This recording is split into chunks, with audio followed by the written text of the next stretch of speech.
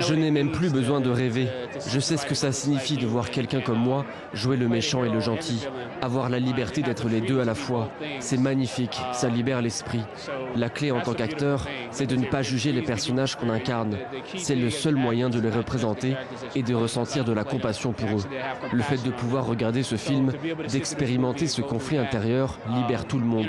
Pas seulement les jeunes noirs, mais les jeunes de toutes les origines. Bonsoir Marie. Bonsoir Sylvia.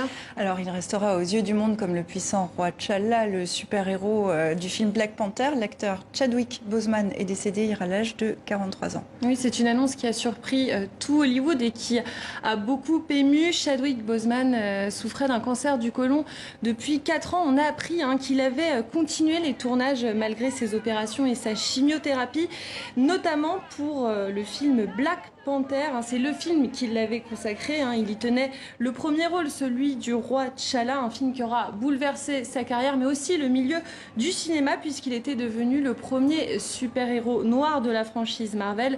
Le film avait d'ailleurs été accueilli comme un événement culturel historique, et puis il avait cartonné en générant plus d'$1 milliard de recettes. Et puis on a pu voir aussi Chadwick Boseman dans d'autres blockbusters, la saga Avengers par exemple. Depuis l'annonce de sa mort, les réactions se multiplient, notamment le fils de Martin Luther King qui salue un homme qui était devenu un super-héros pour beaucoup.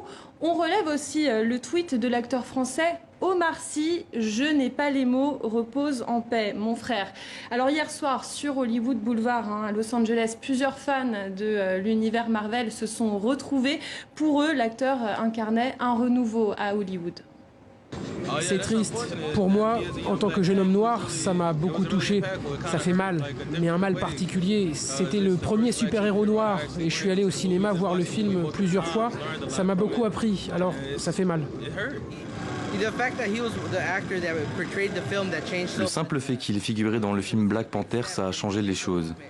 C'était un grand pas en avant pour le mouvement en faveur de la diversité, de voir une personne de couleur représentée et jouer le rôle principal dans un film de super-héros. Il va rester comme l'un des plus grands super-héros. C'est juste formidable. Voilà les réactions des fans. Alors Sylvia, reste à savoir comment la suite des aventures de Black Panther prévues en 2022 vont s'articuler sans leur désormais légendaire roi T'Challa. Et on continue à parler de cinéma avec vous, Marie.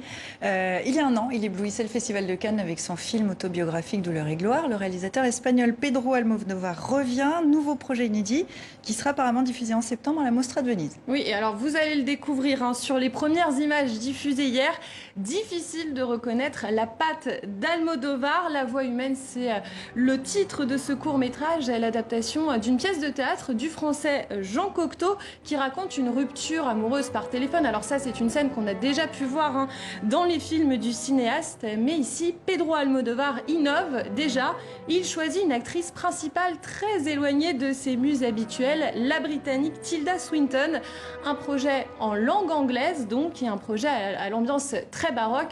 Autre première donc pour le réalisateur de Tout sur ma mère ou Bol vert. Alors pas de panique pour les amoureux de l'univers d'Almodóvar puisque le réalisateur prévoit un autre film avec son actrice fétiche Penélope Cruz. Cela s'appellera Madres Paralelas et la sortie est prévue à la fin de l'année 2021. Et Tilda Swinton, c'est pas mal aussi. Ah, merci Marie.